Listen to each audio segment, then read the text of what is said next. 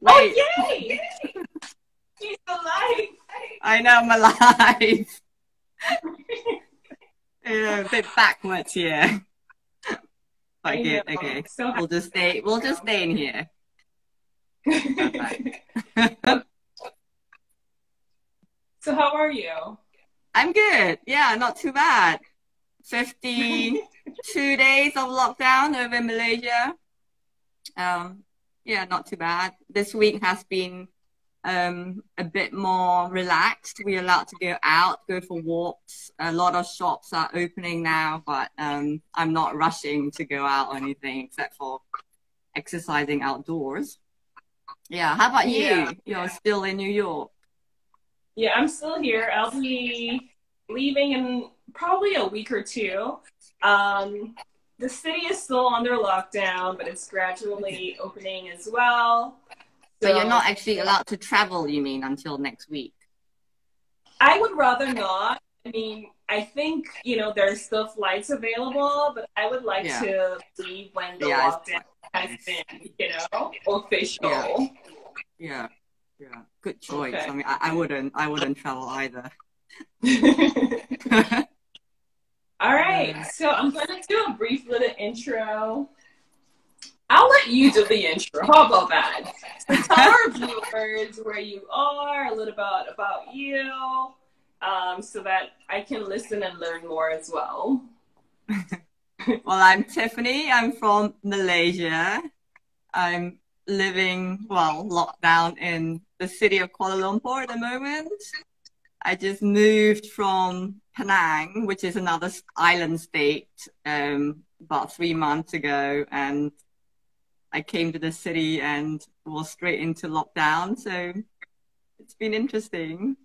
But Nice. otherwise, not normally I'm an artist. I've been doing this for probably a decade, but the first few years I didn't really do it seriously. So probably since 2013, that marks my sketchbook series. Yeah, which we're going to be talking about my daily sketchbook, I guess. And that's like kept me sane during the last month and a half during the lockdown. So I Okay. started in 2013 and I did a sketch every day for 1,000 days. And then I stopped doing it every day. So I kind of was sketching maybe 3 times a week. But during lockdown, I started the daily ritual again. Okay. Yeah. Nice. So then, how do you incorporate like your poetry into that as well, like your written My, word? Yeah. oh, um, yeah. So I started just the sketches in 2013, and I slowly introduced quotes into my sketches because it just gave it another level, a different dimension to the drawings. And I love like reading poetry, quotes, and philosophy. So it was just like me picking like very positive quotes and putting it to my sketches, which because when I first started, it was just for myself. So I would just use it to self-motivate myself.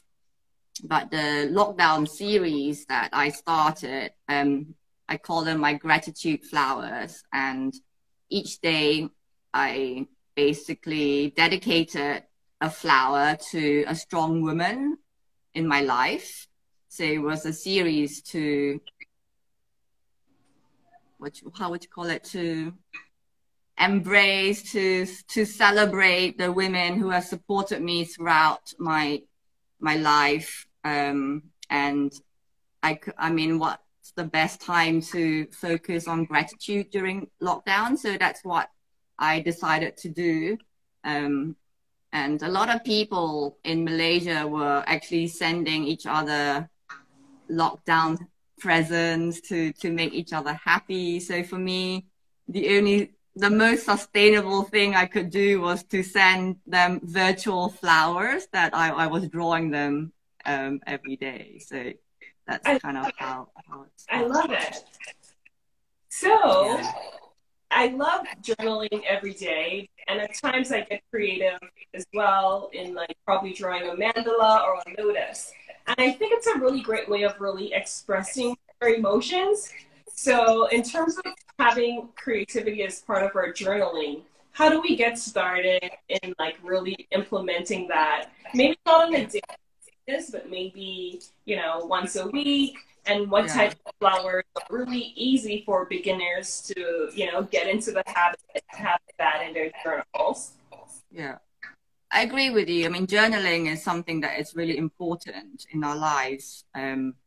I just finished one of Coursera's most popular online courses, The Uh-huh. Science of Wellness. And it's a scientific fact that journaling brings you happiness and joy. So I think that's also another reason to start journaling. And for me, creative journaling is something I enjoy doing a lot more than writing, because I express myself through visuals rather than through words. So that's probably why the main focus of my art, my journal is the the drawing, and then I will add the words next to it. So I think if you want to start, the easiest flowers for me would be the ones that you love. I think if you love a flower, you will make it your own and you will put the effort into it. There's no point me telling you, oh, go draw a tulip or a dandelion. You may not like it and it may not turn out like, you know, very nice. But the other thing I would like to share with people about my sketchbook is I don't really spend that much time drawing. It takes me not more than 30 minutes. I average about 20 minutes, 15, 20 minutes on it. And the whole point is to enjoy the process. So I actually call it art therapy as well, because for 20 minutes in a day, I sit down, I clear my mind, I observe what I'm actually drawing. And by observing and focusing on the object, there's no space in your mind to be stressed or worried about any other thing. So I equate it, it's quite similar to meditating, because when you're meditating, you're like, you know, you're in the present, you uncrowd your mind, if that's the right terminology, and you know, you just focus and let what you're doing flow without worrying what it's gonna look like or what you're gonna do tomorrow. So it's something that I really enjoy, and it's not about drawing something that's perfect. Mm-hmm. So I think that's the second thing about this sketchbook journaling thing. Is to get over, I think everyone has this fear of failing or a fear of like not producing something perfect every day. So this whole sketch, I emphasize is actually a sketch, and I put myself a 20-minute time frame, a max 30-minute time frame, and it's basically what you can achieve in 30 minutes. Because if I tell somebody I give you 10 days to finish a drawing, it's going to look completely different than a 20, 30-minute timeline. And the other thing I don't do is I don't use a pencil, because what happens when you use a pencil is you will start erasing every single mistake or flaw from your sketchbook, and you're going to end up with nothing. Mm-hmm. So this is all about embracing imperfections and being okay with every single mark that you put onto paper. So it's also very healing in that sense that, you know, life is not perfect. You do the best that you can at the moment. And if it's not like, if you make a mistake, then you do better tomorrow. You embrace it, you learn from it, and you grow. So that's what I've learned from doing this sketchbook series. Okay, so do you have it as part of like a routine where like you get up and then you meditate and you journal and draw, or do you just do it whenever you get that feeling of wanting to be centered? Well, I think when I first started, I was a bit all over the place. I didn't have a set time. I just set myself a goal. I'm going to go and do it every day. So I announced it on social media that I'm going to be doing a drawing every day, because I think if I didn't announce it to anybody, I'll probably lie to myself and it'll never happen. So just having the commitment and voicing it out, be it to your friends, your family, your social media, I think that helps keep you going and motivated. So when I first started, like I said, I didn't have a routine, but now I'm quite disciplined. So what I do is I sketch. It's the first thing I do when I wake up. I make myself, well, second thing I do, I make myself a cup of coffee and I come to my desk and I do a sketch. And that's also a way to trick myself to start working, because I think as an artist, I don't go to an office. So my day is not structured and I can be really just not disciplined at all. So that making myself come and sketch in the morning sets the rest of the day to a good start, if that makes sense. So now it's a morning routine. I will sketch first thing. I don't meditate until evening. So meditation is like around 6. Yeah. So I do that much later. But by doing the sketch, for me, it's like doing a morning meditation. Nice. Yeah.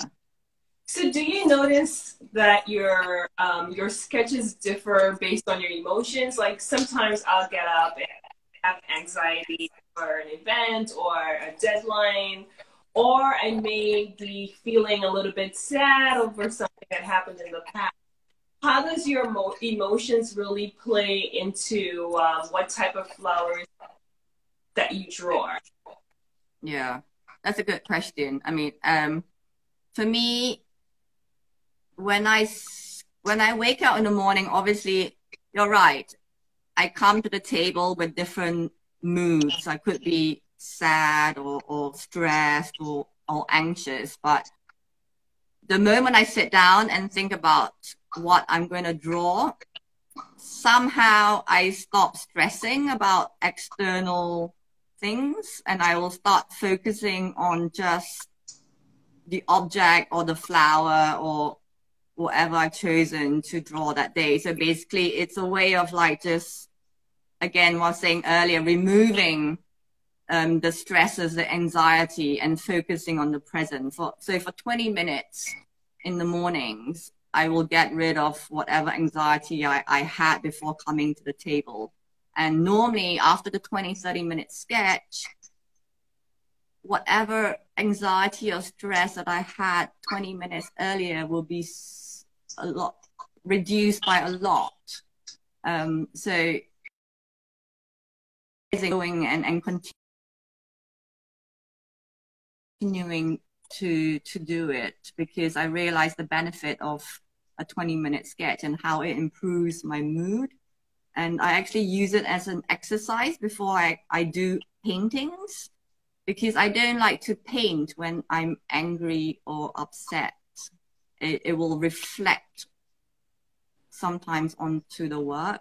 So by doing the sketches first, it's like an exercise, like a morning warm-up to put me in a good mood, and then I can start actual commissions, paintings.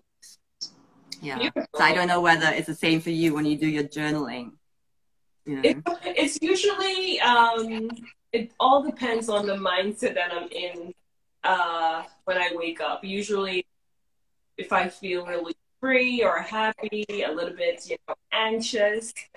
And if I do it before my meditation, it tends to go all over the place by journaling. Oh, I'm feeling a bit of this or a little bit of that. But if I do it after my meditation, when I've already set like an intention for the day, my mindset of being a little bit more mellow, then it tends to be a little bit more structured. So it depends really. There isn't any routine per se. You know, sometimes I'll do it if I'm hiking, and then it will be different from if I'm doing it at home. So it all just depends, like you said. There isn't, you know, a by the book way of really doing it. Yeah. I think whatever works for you, I think that's the most important takeaway, because everybody's body rhythm is different. Yes. I guess. True. So how can we be interactive today and do a little bit of fun sketching or drawing? What little, you know, exercise can we do together and get our viewers involved as well? And guys, if you have any questions, please just put it in the comments below. I was thinking of doing, this is something that I do as well. It's called the gratitude flower, where I will draw a flower, and then in every petal, I will put what I'm grateful for. Oh, that's nice. I like that. We can do that. Yeah. Let me find some. So guys, we're going to be drawing our gratitude flower now. It takes me like 2 seconds. Yeah. I mean, we can just do like a stickman flower. Okay. And like Tiffany said, guys, it doesn't have to be like perfect. No. I'm so not into perfection. I know. It's more of a Chinese philosophy. It's about capturing the moment for me and the spirit of the artist and a mood, I guess, rather than an exact resemblance of the object. I mean, if you want to do something perfect like that, I might as well just take a photo of it, you know. I want my flowers and my objects to have a bit more personality and character. So. I so agree with that. By the way, how does living in Malaysia, you know, influence your work? I'm not sure. I guess it's quite hard to say because that's my norm. You know. So I travel a lot. So I think if you talk about how my surroundings influence my work, it does, because when I'm traveling, then I will draw different objects from that place. So if I'm drawing flowers, it'll be flowers of the area or objects. Yeah, so I'll start to pick up. I mean, I only draw everyday objects normally, you know, just very common things. I don't do anything kind of weird or funky, some antiques. What's your go-to flower? Because I've noticed, even for me as a designer, like there's a sudden, like there's a silhouette that I'm always drawn to, whether it's oversized or freeing, that sometimes I'm like, okay, you can't do that again. Is there like a default flower that you tend to like always, you know, be drawn to? I love peonies. I think that's my default flower, but that's also because it's a childhood influence, because I'm surrounded by a lot of Chinese ceramic ware and they are full of peonies. Actually, you can see behind me, there's like some peonies. Oh, I and love like an antique little pot. So that's what I mean about like it's been imprinted in my memory. So that's why it's a default flower. You know, I just been seeing it since I was a child. So a lot of childhood memories influence what I like and therefore what I draw. Oh, I love that. I've been talking and not. Wait.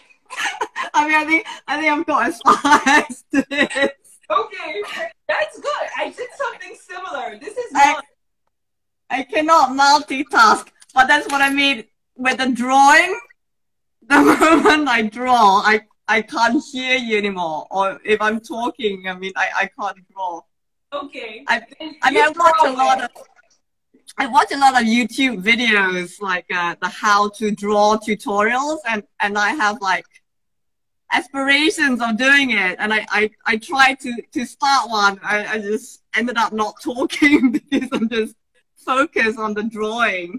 Okay, then you go ahead and I'll sketch another one, and you go. Okay. All right. Okay, guys, I'm going to do a live one of mine.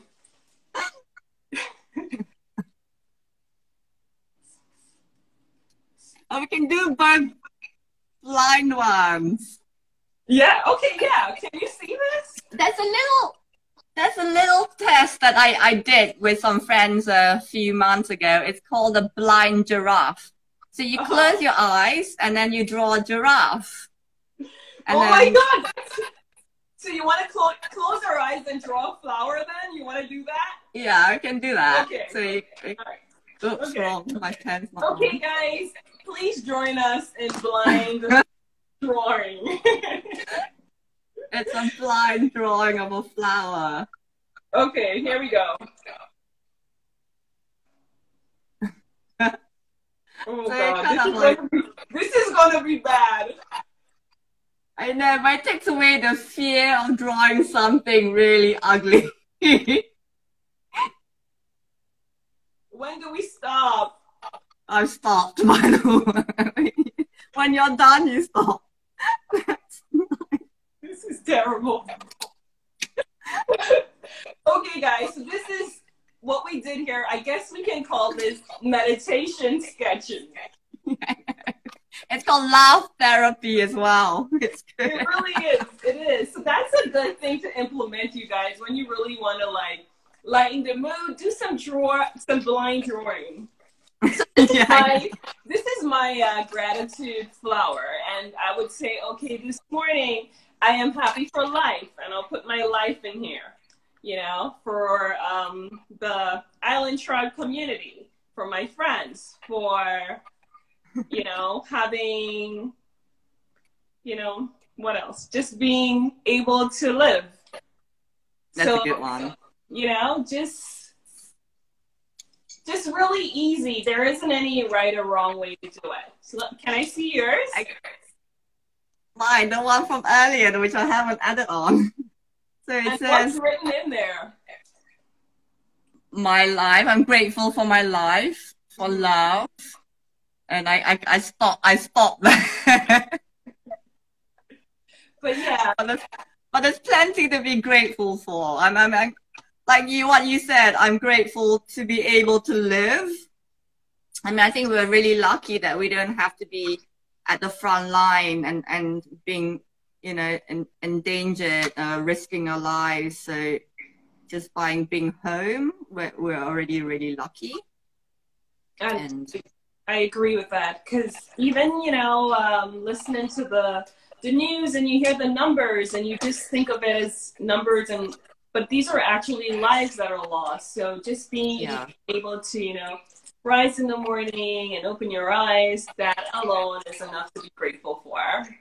Exactly. I mean, there's so much to be grateful for. I mean, there are things to be ungrateful for too, if you want to look there, but, you know. I agree, totally. For me, it's like, I'm not going down that road. I choose to like wear my rose tinted glasses and focus on the positives. Mm-hmm. And there's a lot of things I'm not in control of. So I'm going to just forget that. I kind of stopped watching too much news because there's so much negativity out there. Yeah. So like, I just focus on the things that can make me happy. It's within my control. So I think going back to the sketching, I mean, that brings me so much joy, and it's something I can do, and it's something very simple. It's just a daily ritual, and just the fact that I finish it, it's a sense of accomplishment. So that brings me joy as well. And by dedicating a flower a day to a friend, it creates a connection to the friends that I haven't seen. So I think that's like, for me, very important, because I can like call them out. Like a lot of people have been doing Zoom calls, house parties, but for me, I just feel like doing a little sketch for somebody is everlasting, and it really marks the moment in time. It's something you can remember later on and hopefully be grateful for. I agree. And there's just a connection between the brain and the hand. Like when you write stuff down, you just feel, or you draw, you're more attached to it than typing or texting. And it's like now, if you actually receive like a handwritten letter in the mail, you just feel a little bit more sense of joy than something that's been typewritten.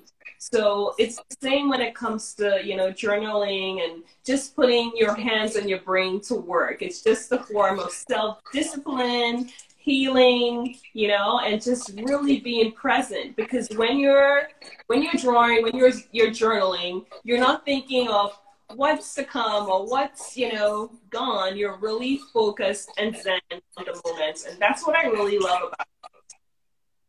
Yeah, it's true. I mean, for me, like what you said about handwritten notes, I've been receiving little gifts from my friends, and they write little notes, and I look at it and I'm like, oh my God, that's so cute. You know, I just put it like on my table, and I'm gonna like just frame it up or something. It just brings me, little things bring me so much joy.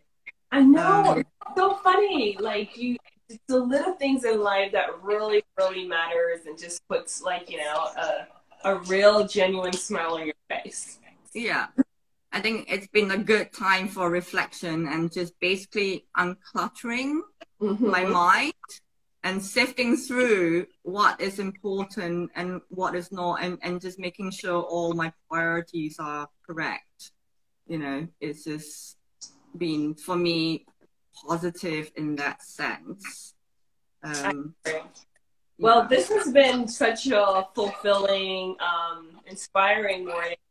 How can our viewers, you know, find out about your art and more of your work? What are your socials? I'm Bulan Lifestyle. So Bulan in Malay is moon.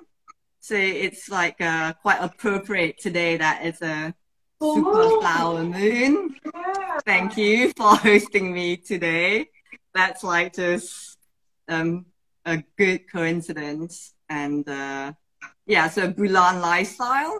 So I'm on everything, Facebook, Instagram, Twitter, bulanlifestyle.com. Yeah. So you can view my works there. Thank you. Thank you so much. Wait, does anyone have any questions or anything? By the way, do you do anything for full moon where you live, like, or ceremonies? No, not like Thailand where you have full moon parties, but today it's a Vesak Day, which is a Buddhist, like it's Buddha's birthday and day of enlightenment. So it's a bit more of a Buddhist celebration.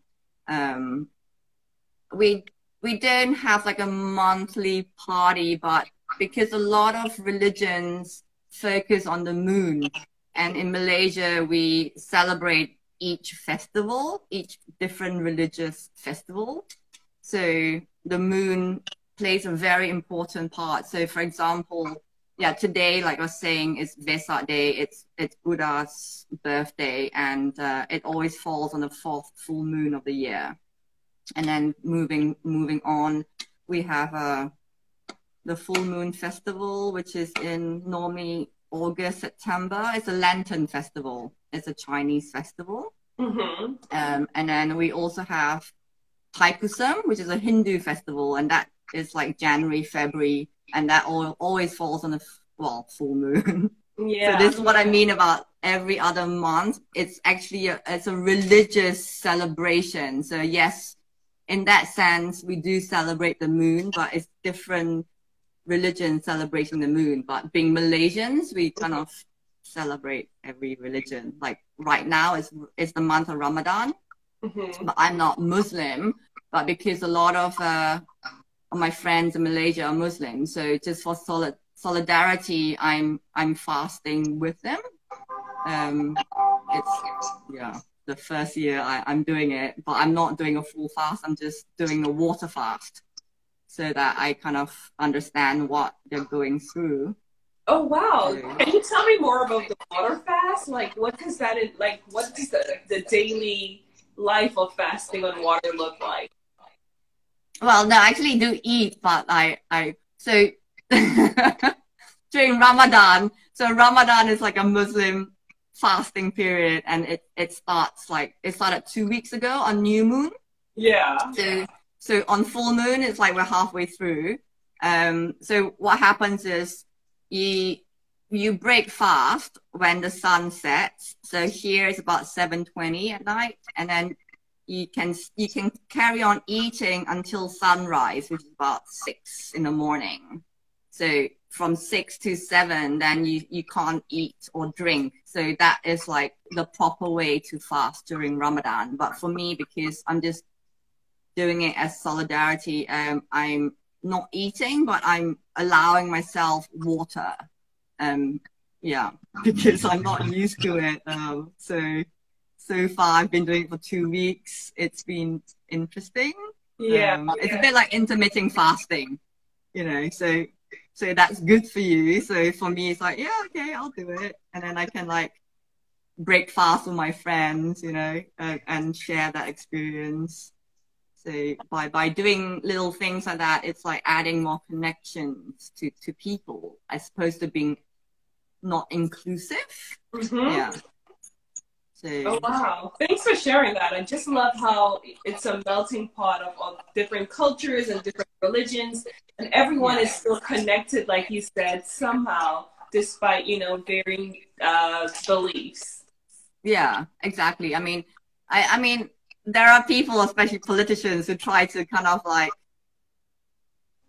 stir things up. But for me, within my own friends, we embrace and we make it like a non-religious celebration, because it is like celebrating just diversity, really, and, you know, embracing each other's individuality without judgment.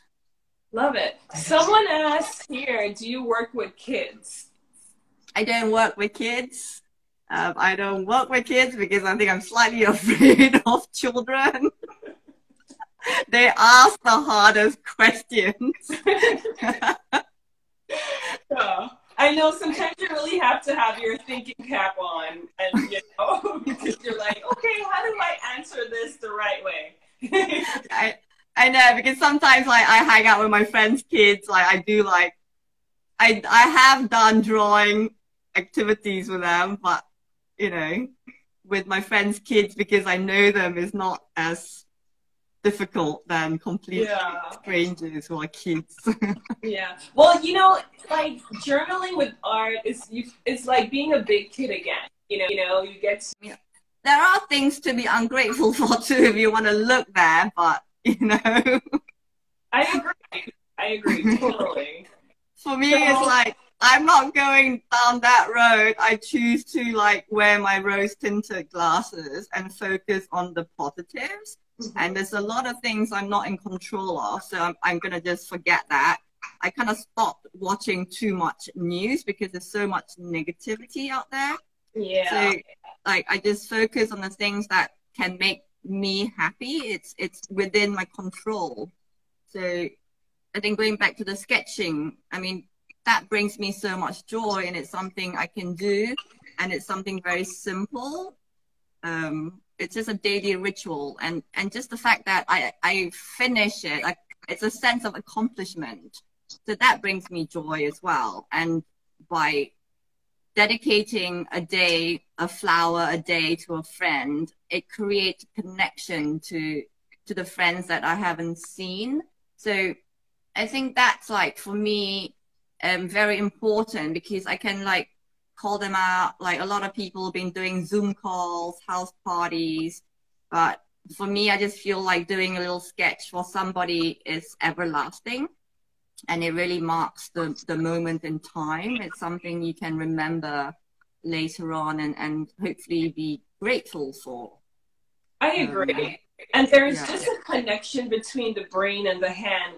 Like when you write stuff down, you just feel, or you draw, you're more attached to it than typing or texting. And it's like now, if you actually receive like a handwritten letter in the mail, you just feel a little bit more sense of joy than something that's been typewritten. So it's the same having you here and just knowing you over the years, and just happy that we could actually share our talents with everyone here. So thank you so much. Thank you for having me. All right. Bye. Take care. Ciao. Ciao. Bye. Bye, guys.